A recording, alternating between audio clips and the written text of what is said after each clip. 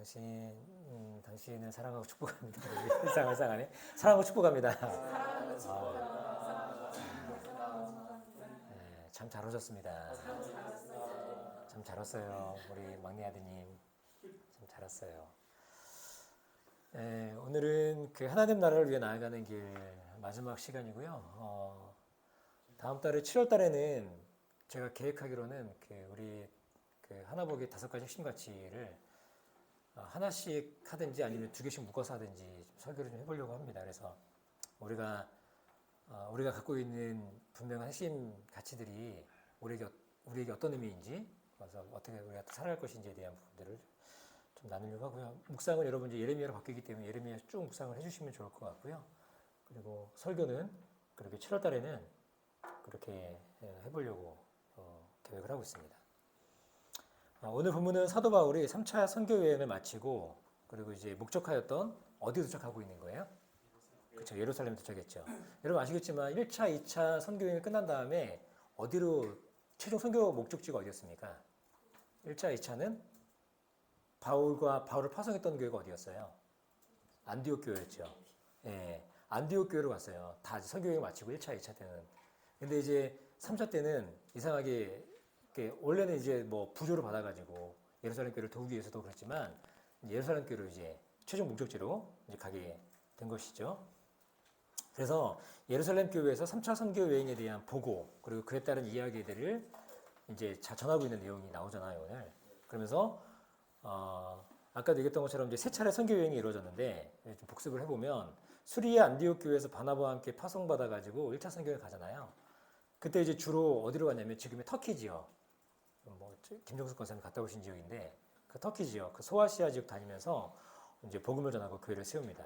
그리고 2차 선교 여행은 알겠지만 1차 선교 여행 때 세웠던 교회들을 중심으로 방문하는 거죠. 그리고 그들을 양육하고 그들을 돌보는 목적이었습니다. 그러나 그때 어떤 문제가 있었어요? 마가가 이제 어디에요? 선교했던 이제 밤빌리아 버가에서 이제 도망가잖아요. 이제 그것 때문에 누가 어디다 씁니까? 바나바하고 심이 다투게 되고 그 일로 이제 갈라서게 되는 그런 문제가 있었죠.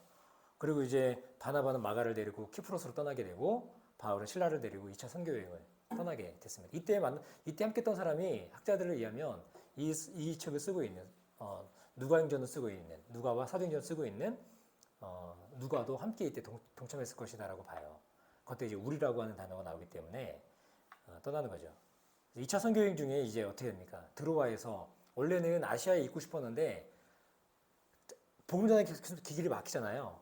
막히고 난 다음에 어떻게 합니까? 드로아까지 갔는데 드로아에서 환상을 보잖아요. 마게도냐 사람들이 건너와서 우리를 도우라고 하는 유명한 장면 아닙니까? 그래서 이제 그 환상을 보고 이제 바울이 어디로 넘어가게 되는 거예요? 유럽으로 넘어가게 되는 거예요. 네, 그래서 이제 그 마케도니아의 첫 성이었던 이제 빌립보로 가게 되죠. 이제 빌립보를 통과해서 빌립보로 간 다음에 밑으로 내려와서 데살로니가 갔다가 데살로니가에서 3주 있다 그랬는데 한 6개월 정도 있었다고 보는 거죠. 그 다음에 어디로 내려와? 소요가 있고 어려움이 있으니까 이제 아가야 지방을 내려오는데 거기가 이제 유명한 고린도 교회가 있는 곳이었어요. 그렇게 이제 고린도 지역에 교회를 세우면서 선교 2차 여행을 합니다. 그리고 3차 선교 여행은 2차 선교 여행 가운데 세워진 교회들을 말씀을 양육하기 위해서 출발했는데 바울이 어디로 가냐면 에베소로 가게 돼요. 그래서 에베소에서 주로 사역을 하는데 3년 동안 있으면서 말씀을 증거했고 그 다음에 이태 2년 동안은 어디 있어요? 우리 지난번에 본 것처럼 베레아린다 어디예요?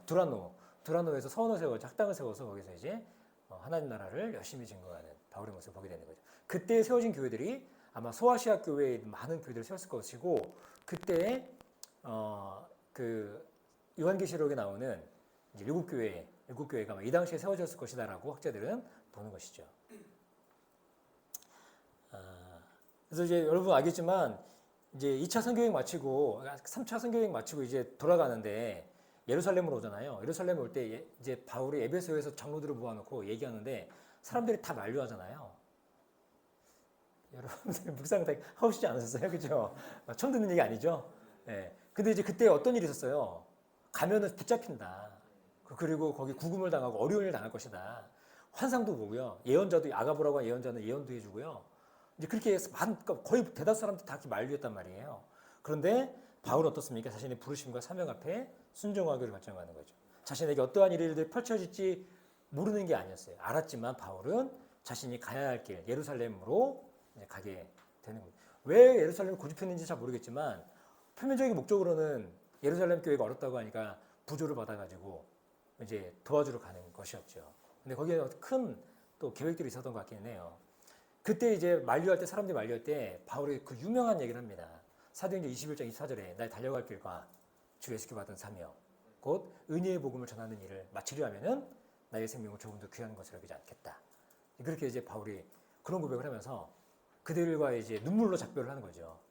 에베소 교회 장로들과 눈물로 작별을 하고 이제 떠나오게 되는 거예요. 그리고 드디어 3차 선교회를 마치고 바울과 그 일행들이 예루살렘에 도착을 한 겁니다. 그래서 교회 수장으로 누가 있었냐면 예수님의 동생인 야고보가 있었어요. 그 야고보와 만나고 그 교회 장로들에게 선교 보고를 합니다. 근데 바울의 선교 보고를 듣고 사람들이 와 그런 놀라운 일이 있었냐 이러면서 하나님을 향해 영광을 돌려요. 그 여러분 사도행전 21장 오늘 본문에 읽었던 17절부터 20절 상반절까지의 이야기입니다. 그러면서 뭐라고 합니까? 그 19절 하반절을 보면 자기의 봉사활동을 통해 하나님께서 이방 사람 가운데서 행하신 일을 낱낱이 이야기하였다. 그들은 이 말을 듣고서 하나님께 영광을 돌렸다. 이렇게 얘기하는 거죠. 근데 여러분 여기까지 딱 끝났으면 좋겠어요. 근데 이제 문제가 생깁니다. 20절 하반절부터 21절 보면 우리 한번 같이 말씀을 좀 볼까요?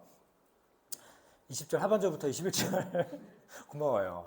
이렇게 반응해 주시니까 같이 읽어보겠습니다. 시작. 바울에게 말하였다. 형제여 당신이 보는 대로 유대 사람 가운데는 믿는 사람이 수만 명이나 되는데 그들은 모두 율법의 열성적인 사람들입니다. 그런데 그들이 당신을 두고 하는 말을 소문으로 듣기로는 당신이 이방 사람 가운데서 사는 모든 유대 사람에게 할례도 주지 말고 유대 사람의 풍속도 지키지 말라고 하면서 모세를 배척하라고 가르친다는 것입니다. 다 앞에 분 얘기하면서 결정적인 얘기하는데 모세를 배척한다라고 얘기하는데 여러분 이게 모세 배척한다는 게 뭐예요? 모세가 썼던 모세의 오경이라고 하는 그들에게 굉장히 토라를 배척한다라고 하는 말과 똑같은 말인 거죠. 여러분 이 당시에 유대인의 인구가 예루살렘에 한 10만 명 정도로 봅니다. 근데 그 안에 수만 명이 예수를 믿었다고 하는 거예요. 그러니까 개종한 거예요. 유대교에서. 그러니까 유대교를 버린 건 아니에요. 이 사람 사실 엄밀하게 말하면 유대교를 버린 건 아니지만 유대교를 가지고 있으면서도 예수를 믿은 거예요. 근데 예수를 믿었다는 것이 어떤 의미인지 정확하게 잘 모르겠어. 믿는 사람이라고 얘기하니까. 그래서 초대교회가 얼마나 크게 부흥했는가 알 수 있죠. 사도 베드로가 복음을 전했을 때 3천 명이 돌아오고 5천 명이 돌아오는 그런 일이 있었잖아요. 그러니까 그런 일들을 통해서 그 안에 유대인들 중에 믿는 사람이 수만 명이었다고 얘기하는 거예요. 수만 명이면 1만 명은 아닐 거 아니에요. 2, 3만 명은 됐을 거 아닙니까? 근데 그들이 어떤 사람들이었어요? 율법이 열성적인 사람들, 율법이 열심히 있는 사람들이었던 거예요. 여러분 아시겠지만 바울 이 당시에는 복음서도 쓰여지지 않았을 때입니다. 왜냐하면 사도들이 살아있었어요. 그러니까 복음서가 쓰여지지 않았습니다. 복음서가 쓰여지지 않았고 그러니까 신약성경이라는 거 있지도 않았고 바울이 이때 당시에 편지를 써가지고 서신을 보낼 정도는 몇 가지가 있었을 거예요 아마. 그렇죠? 알겠지만 제일 먼저 쓰여진 서신이라고 보는 게 데살로니가 전서인데 데살로니가 전서가 어때요? 데살로니가 소요가 있으니까 바울이 아가야로 내려와가지고 거기서 편지를 써 보내는 거잖아요. 소식을 듣고 마음이 기뻐가지고 걔네들이 어린 신앙인데도 막 잘 스코어하고 있는 모습 보니까 거기가 마게도니아 어은 지역에 막 본이 된다라고 하니까 그때 쓴 편지가 그러니까 편지는 있었던 거죠. 사도들의 편지가 있었지만 아무것도 없는 거예요. 그러니까 이들은 오로지 경전이 뭐예요? 네, 토라기도 하고 그 구약에 가지고 있는 그 성경, 그러니까 구약 성경이 이들에게 유일한 경전이었던 거예요. 그러니까 구약에서 신약으로 넘어가는 아주 과도기인 거죠.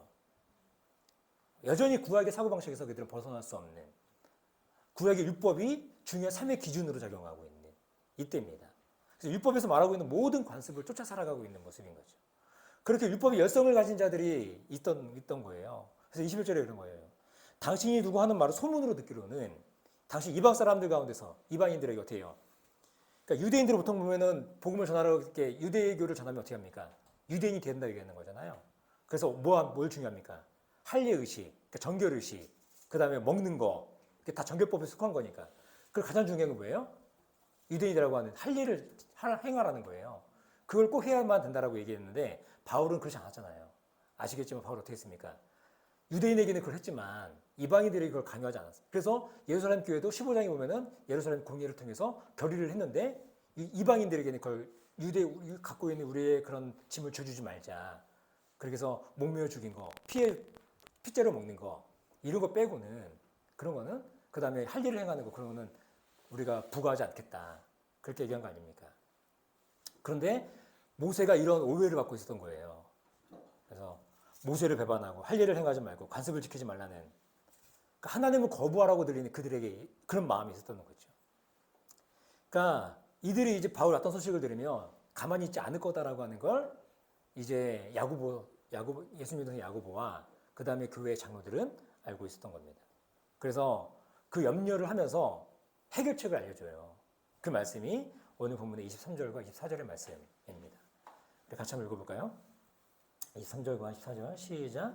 그러므로 당신은 우리가 말하는 대로 하십시오. 우리 가운데서 하나님 앞에 스스로 맹세한 사람 넷이 있습니다. 이 사람을 데리고 가서 함께 정결 예식을 행하고 그들이 머리를 깎게 하고 그 비용을 대십시오. 그러면 당신들은 모두 당신의 소문이 전혀 사실이 아니며 도리어 당신이 율법을 지키며 바로 살아가고 있다는 것을 알게 될 것입니다. 이렇게 얘기합니다. 그러니까 이 당시에, 그러니까 여기서는 보면은 이게 어떤 모습이냐면 그 스스로 맹세한 사람이라는 이게 저기 같아요. 뭐예요? 삼손이 뭐였어요? 그게 나시린. 생각이 안 나. 나시린 선을 한 사람들이에요. 나시린 선을 하고 끝날 때 머리를 깎고 정결 예식을 행해야 되거든요. 근데 이 사람들 가난했던 것 같아요. 네 사람이. 그러니까 이 비용을 바울 보고 대라고 하는. 근데 비용이 아까 나중에 얘기했지만 이 비용이 적지 않은 비용입니다. 굉장히 많은 비용이에요. 근데 그 비용을 바울 보고 대라고 하는 거예요. 근데 학자들을 제가 주석을 찾아보니까 학자들을 하는 얘기는 뭐냐면 바울이 부조를 가져갔잖아요. 그들을 돕기 위해서 갔는데 거기 있는 예루살렘 사람들이, 교회 사람들이 바울의 그 도움을 안 받았을 거라고 봐요. 그리고 그래서 이 비용을 가지고 그걸 했을 거라고 봅니다. 그러니까 바울의 마음은 사실 섭섭한 마음도 있고 어려운 마음도 있고 막 그랬을 거예요. 근데 그걸 다 수용하거든요, 나중에는. 여러분 아시겠지만 근데 재밌는 건 바울이 선교행을 하면서 전했던 복음의 핵심은 뭐예요? 그러니까 모세의 율법을 폄훼하거나 그것을 지키면 안 된다고 얘기한 게 아니라 그걸 포함하는 하나님 나라 복음이 무엇인지, 그리고 너희들이 그토록 기다렸던 메시아가 어떤 분인지, 메시아가 누구인지 그걸 알려줬던 거 아니에요? 그러면서 예수님이 모든 율법을 요구를 성취하신 그 메시아가 바로 예수다. 그 예수님을 영접하는 것, 그 믿는 것, 그것이 바로 율법의 요구를 모두 이루는 것이다라고 하는 그 하나님 나라의 복음, 그 복음을 증거한 거죠. 그런데 그런 가르침이 오해가 되어서 율법을 폐기하고 하나님을 거부하라는 것처럼 유대인들, 근데 그럴 수 있을 것 같아요. 유대인들 입장에서는 충분히 그런 오해를 받을 수 있죠. 근데 그게 들린 거예요. 그러니까 한마디로 바로 어떤 사람이었냐면, 어떻게 오해를 받았냐면 율법 폐기론자. 그들에서 너무나 중요한 그 율법을 없어도 돼, 안 지켜도 돼, 그렇게 얘기한 율법 폐기론자처럼. 근데 사실은 유대인에게는 안 그랬어요. 바울이 이방인에게 그렇게 얘기했죠. 그들 유대인이 아니기 때문에. 유대인들에게는 유대인을 얻기 위해서, 이방인을 얻기 위해서 바울이 철저하게 그렇게 자기 자신의 스탠스를 취하는 것들을 보게 된다는 겁니다. 오늘날 예를 들면 어떨까요? 오늘날에 교회 전통들이 많이 있잖아요. 그러니까 각 개교회가 갖고 있는 전통들도 있고요. 그리고 한국교회가 갖고 있는 전통들이 있는데 그 전통들을 어기는 거야. 예를 들면 한국교회 전통 중에 하나는 술이잖아요. 술. 근데 술을 먹으면 우리는 기독교 신앙을 버린다고 생각하잖아요. 그렇지 않아요? 우리 이 방송에 나갈 수도 있는데 오늘 방송 내보내지 말까요? 근데 우리는 그렇지 않잖아요. 근데 많은 어떤 사람이 와서 우리의 그런 모습 보면 있을 수 있겠죠. 그러니까 오늘날 교회 전통들이 굉장히 많은데 복음과 사실은 복음의 본질과 상관없는 전통들이 많이 있는데 이제 그것으로 인해서 어려움을 당할 수 있는. 그러니까 어쩌면 바울이 그런 오해를 받고 있는 모습이었다고 볼 수 있을 것 같아요. 딱 그건 아니지만. 그래서 예루살렘 돌아왔을 때 예루살렘 교회의 장로들이 염려하며 그 하는 이야기들을 이제 바울이 이제 하는 거예요. 그래서 결례 의식이라고 하는 것은 아까 얘기했던 것처럼 서원한 자들이 서원 기간 전후에 자신의 영역을 정결하기 위해서 드리는 행위인데 이 결례의 마지막 날에 제사 예물을 드려야 되는데 그게 민수기에 나와 있어요. 이 경비를 부담하라는 거예요. 근데 이거 어떻게 드리느냐? 번제물로 1년 된 수양 하나, 그 다음 속죄제물로 1년 된 암양 하나, 화목제물로 수양 하나와 그의 무교병. 이게 사실은 가난한 사람들 되게 어려운, 비용 적지 않은 그런 모습이거든요. 그런 정결례식을 행함으로 유대인들의 오해를 해소하자. 그런 얘기한 거죠. 그래서 바울은 예루살렘 교회 장로들의 권고를 받아들여서 그대로 합니다. 오늘 본문에 보니까 그 다음날, 그죠? 곧장 한 거예요, 사실은. 그 얘기를 듣자마자 바울이. 저 같으면 내가 주와 복음을 위해서 어떻게 했는데 나한테 그런 막 서운함, 막 섭섭함, 막 가장 무서운 귀신이 교회에 섭섭 귀신이라면서요. 우리 교회는 그런 귀신 드는 사람이 없기를 뭐 저부터도 시작해서 감사히 바라는데, 그래서 26절에 이렇게 얘기합니다. 그래서 바울은 그 다음날 그 네 사람을 데리고 가서 함께 정결 예식을 한 뒤에 성전으로 들어갔다. 그리고 정결기한이 차는 날짜와 각 사람을 위해서 예물을 바칠 날짜를 신고했다. 그래서 이따 보면 나중에 보면 알겠지만 그 이래가 지나요. 왜냐하면 알겠지만 여러분 정결 예식은 며칠이에요. 정결 예식이 딱 그 정결하게 되는 그 기한이 있잖아요. 7일이에요, 7일. 그렇죠. 여성들 같은 경우에는 뭐 14일 경우도 있지만 뭐 유대 남자니까. 그래서 7일이에요. 7일 시간 동안에 이제 하는 겁니다. 근데 바울이 굳이 이렇게까지 하는 이유가 뭘까? 저는 그런 생각이 들더라고요. 유대인들이 두려워서 그럴까? 아니죠. 바울이 이미 죽기를 각오하고 여기 온 거 아니에요? 날 달려갈 길과 주의 스키 받은 삶이. 그 은혜의 복음을 전하는 일을 마치려면은 내 생명을 조금 더 귀한 것으로 여기지 않겠다.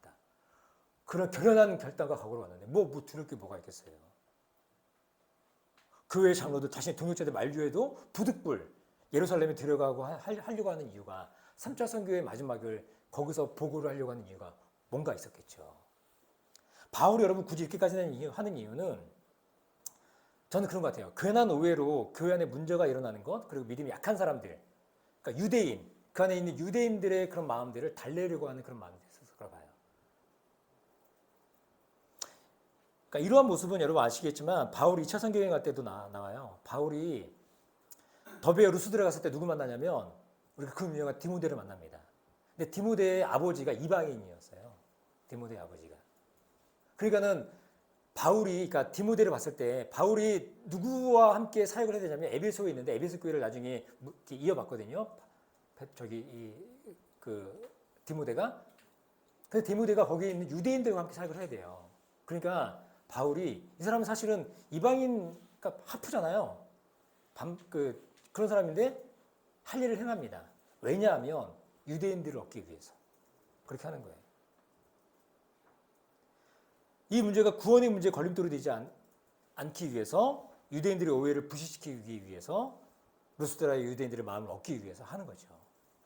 저는 동일한 것이라고 봐요. 바울이 여기에서 그들과 다투지 않고 싸우지 않고 굉장히 성숙한 모습 아니겠어요? 굳이 부딪히지 않는 거예요.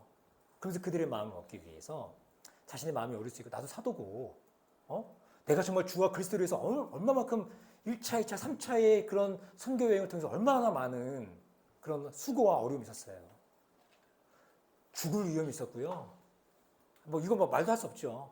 그런 어려움이 있었어요. 그런데 바울은 믿음이 연약한 자들을 위한 배려로 이렇게 했다라고 하는 것이죠. 고린도전서에도 보면 어떻습니까? 우상이 바쳐진 제물을 먹는 거 있잖아요. 그때도 어떻게 합니까? 그들을 위해서 난 안 먹겠다. 그런 얘기도 하잖아요. 바울은 자신의 믿음과 신앙의 수준으로는 굳이 그렇게까지 하지 않아도 돼요. 자유로운 사람이에요. 복음 안에서 정말 자유해졌어요. 그런데 어떻게 합니까? 교회 안에 오해가 있으니까 그 오해로 인한 문제가 야기되는 것과 믿음이 연약한 자들을 오해를 풀어주기 위해서 바울은 그렇게 믿음의 배려를 하고 있는 것이죠. 그리고 결례의 의식을 행하고 그리고 그들에게 드는 모든 비용들을 자기가 부담하는 그런 모습이 있습니다. 이러한 바울의 모습 속에서 장성한 믿음을 가진 자가 더 많은 것을 알고 더 경험하고 배운 자가 어떻게 해요? 믿음이 연약한 자들을 배려하는 모습이 있다는 거예요. 저는 진짜 건강한 교회 모습이 영적 어른들이 모습이 바로 이런 모습이어야 되지 않나? 그런 생각을 합니다. 이게 구원의 문제가 아니고 진리의 문제가 아니고 성경에 분명히 말씀하고 있는 어떤 내용이 아니라고 한다면 우리는 유연해질 필요가 좀 있겠죠. 믿음 연약한 자들에 대해서 우리가 배려하고 그들을 품는 그런 모습이 좀 있어야 된다고 봐요. 아량을 베풀 줄 알고 그들을 배려할 줄 아는 모습이 우리가 너무나 좀 필요한 것이죠. 전 어제 그 새누리 선교회 가가지고 목사님 만나서 대화했을 때 여러분들도 물론 도전됐겠죠. 근데 저는 목사님과 그 온심 카페에서 얘기했을 때 그 대화들이 굉장히 좋았습니다. 그러니까 여러분 어떤 사람도 앞서가잖아요, 막. 근데 앞서가지 않는 사람들을 왜 안 가냐고 끌어당기고 막 야단치고 그러는 게 아니잖아요. 우리도 바쁘잖아요. 바쁘니 우리는 가면서 그들을 기다려주는 거죠. 그들을 세워주는 거죠. 저는 그것이 필요한 것이라고 봅니다. 또 거기 함께 살게 하면서도 느끼는 게 뭡니까? 어떤 회의가 있고 하더라도 참여하지 않는 게 아니에요. 그러나 오지 않으면 이유가 있는 것이고 또 그들의 몫을 하기 때문에 기다려주는 일 필요한 것이죠. 저는 우리 교회도 그러한 성숙함이 좀 있었으면 좋겠다 싶어요. 오늘 바울의 모습을 보면서 저는 그런 모습을 봅니다. 바울이 그런 사람이었던 것 같아요. 자기가 할 말이 얼마나 많겠어요. 거기서 자기를 주장할 만한 내용이 얼마나 많겠습니까? 그 주와 복음을 위해서 숱하게 당했던 어려움들, 고난의 목록이 고린도후서에 나오잖아요. 사도 중에 누가 그런 고난의 목록이 있어요, 사실은. 예루살렘 교회에서 평안하게 있으면서. 근데 바울은 어떻습니까? 진짜 이방인들을 그들을 살리겠다고. 그렇게 강도의 위험, 강의 위험, 동족의 위험, 칼의 위험. 당시 태장을 40대는 안 때렸대요. 죽을까봐. 39대 때렸대. 39대를 몇 번 맞았어요? 5번인가? 정확하게 뭐 하여튼 그렇게 맞았대요. 그 놀라운 어려움들을 겪은 사람이에요. 그리스도의 흔적? 누구보다도 많이 갖고 있던 사람이 바울이었어요. 근데 바울이 자기 주장하지 않고 여기서 이들이 얘기하는 대로 왜요? 그들의 연약함들을 품어안는 그런 모습인 것이죠. 저는 우리 교회가 저부터 시작해서 그런 믿음이 연약한 사람들이 있거나 뭔가 나하고 맞지 않는 부분들이 있을 때 우리가 해야 될 것이 무엇이겠습니까? 우리가 그렇게 나아가는 것. 그렇게 서로를 향해 배려하는 모습. 그리고 그렇게 우리가 사랑하는 모습이 우리 교회가 되었으면 좋겠다 싶어요. 이렇게 예루살렘으로 돌아온 바울에게 한 가지 문제가 더 있습니다. 설교 아직 안 끝났습니다. 정결 예식을 치른 지 일주일이 이제 끝나갈 무렵이었어요. 오순절을 지키기 위해서 이제 아시아에서 올라온 유대인들이 성전에서 바울을 보고 무리들을 이제 충동합니다. 선동하는 거죠. 바울이 아시아를 다니면서 유대인들 욕되게 하고 율법과 성전을 비방하고 사람들을 뭐 선동해서 막 했다. 막 그런 얘기를 하는 거예요. 그래서 더욱 이방인인 에베소 사람 드로비모를 데리고 온 거 보니까 분명히 얘는 그 거룩한 성전의 이방인이 더러운 이방인을 데려갔다. 확신을 하는 거예요. 그리고 막 충동을 하는 거죠.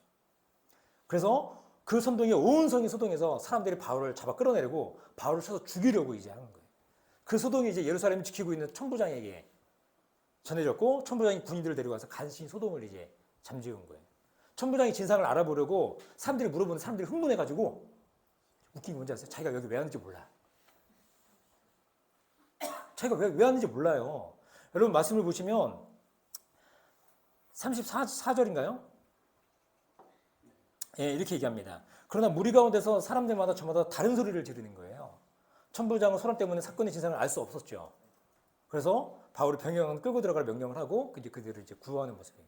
이게 두 번째 단락이에요, 오늘 내용인 거예요. 저 이 사건을 보면서 떠오르는 단어가 있습니다. 열심과 열정. 열심과 열정. 오늘 본문에는 두 개의 열심이, 두 개의 열정이 부딪히는 그 모습이 나오는 거예요. 하나는 바울의 열심이고 다른 하나는 유대인의 열심이에요.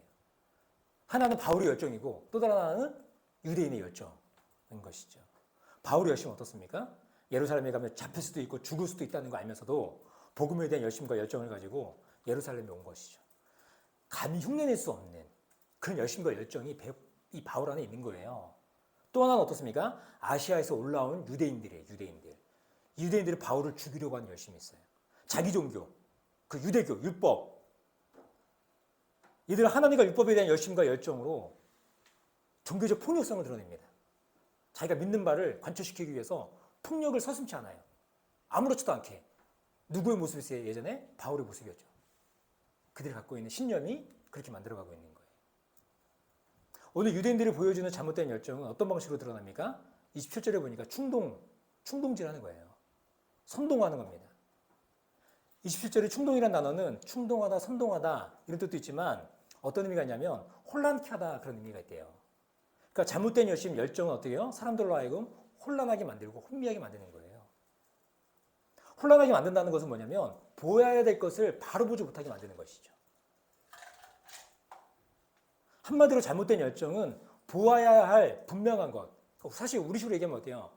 하나님의 뜻과 선명한 하나님의 인도하심을 봐야 되는데 하나님 어떤 분인가 봐야 그걸 보는 게 아니에요.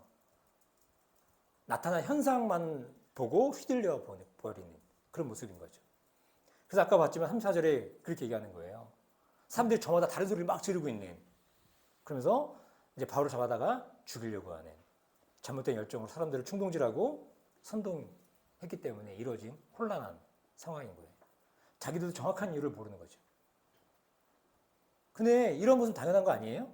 정확한 정보에 기반하지 않았기 때문에 자기들 뭘 하고 있는지. 그래서 재밌는 건 뭐냐면 이러한 모습이 사도행전 여기만 있지 않아요. 사도행전 19장에 보면 에베소에서 복음을 전할 때 은장색, 옛날 개혁성경 은장색이라고 다니는데 그 아데미 신상을 만드는 사람이에요. 그 데메드리오가 위기의식을 느낀 거예요. 사람들이 복음 막 봤잖아요. 마술책을 다 불태우고요. 막 난리가 난 거예요. 막 회심자가 막 일어나고 우상을 막 버리고, 우상을 만들어가지고 돈을 버는데 우상을 버리고 있으니, 그러니까 사람을 선동하는 겁니다. 그래가지고 야외 극장을 끌고 가가지고 막 죽이라고. 그때 누굴 데려가냐면, 그때 그 가이오, 그 다음에 아리스타고 붙잡아가지고 바울과 함께 그 야외 극장 끌고 가가지고 죽이려고 했을 때, 그때가 있어요. 그때의 모습을 성경은 이렇게 기록합니다. 사도행전 19장 32절에 보니까 극장 안에서는 더러는 이렇게 외치고 더러는 저렇게 외치는 바람에 모임은 혼란에 빠졌고 무엇 때문에 자기들이 모였는지조차 알지 못한 사람들이 많았다. 이렇게 말하고 있어요. 그러니까 이 모습과 사실은 오늘 본문에 나와 있는 사도 바울을 죽이려고 하는 이 유대인들, 아시아에서 올라온 유대인들의 이 충동하는 모습에 사람들이 뭐가 빠졌는데 왜 모였는지 모르고 있는 이 모습과 비슷한 모습인 거죠. 잘못된 열정이 있습니다. 이런 모습을 뒤집어서 말하면 올바른 열정은 뭐겠어요, 여러분? 올바른 열정은 우리의 모든 열정을 통해서 하나님을 바로 보게 만드는 일. 저는 이것이 필요하다고 봐요. 지금까지 사도행전을 통해서 나타난 바울의 모습이 어땠어요? 예수가 전한 하나님 나라의 복음을 선명하게 전했어요. 바울은 복음을 통해서 자신을 증명하라고 하지 않았습니다. 많은 사람이 자기 증명을 하다가 자기의 증인이 돼요. 그렇잖아요. 오늘 한국교회 수많은 대형교회 목사님들 보면 어떻습니까? 복음을 자랑해야 되는데 자기를 자랑합니다. 명성교회는 김성환 목사의 등신대가 있잖아요. 거기 사진 찍고 난리가 난대요. 뭐 하는 짓인지 잘 모르겠어. 복음의 일을 드러내야 되는데 자기 일을 드러내는 것이죠. 그러나 바울은 그러하지 않았다는 겁니다. 철저히 자신의 행적과 삶을 통해서 그리스도만 드러내는 모습인 것이죠. 이것이 바른 열정인 겁니다. 이 땅에서 신자된 우리가 해야 될 역할이 무엇이겠어요? 우리가 분별하는 게 필요해요. 그리고 바른 열정을 갖는 일. 바른 열정이 뭐라고요? 하나님을 바로 드러내는 것. 그래서 어제 또 임진상 목사님의 대화 중에서 정말 가슴에 확 남았던 게 뭐냐면 나를 향한 하나님의 뜻, 그러니까 자기중심성이 아주 강한 사람의 모습이 나타나는 게 나를 향한 하나님의 뜻이 무엇인가 찾는 거 아니에요? 그게 아니라는 것이죠. 어제 뭐라 그랬어요? 정확하게. 사실 잘 기억이 안 나더라고요. 좋았는데. 네, 근데 뭘 해야 된다 그랬어요? 나를 향한 하나님의 뜻이 아니라. 감사해요. 제가 원하는 답이 그거였습니다. 하나님 우리 가운데 선명하게 보여주신 하나님의 뜻이 있어요. 그 뜻에 우리가 하나님 나의 계획을 알려주세요 이게 아니라 나를 향한 계획을 알려주세요가 아니라 보여주신 하나님 자신의 뜻에 우리가 참여하는 일이에요. 그 은사대로 공동체 안에서. 제가 몰라서 물어본 게 아니라는 거 아시겠죠?